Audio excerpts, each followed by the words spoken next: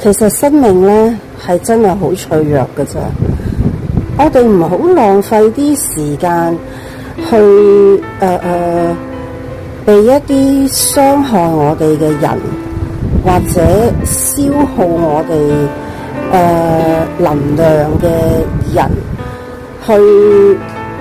花費自己嘅善良，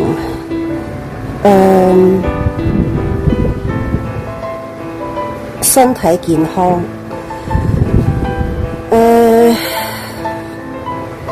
唔值得㗎。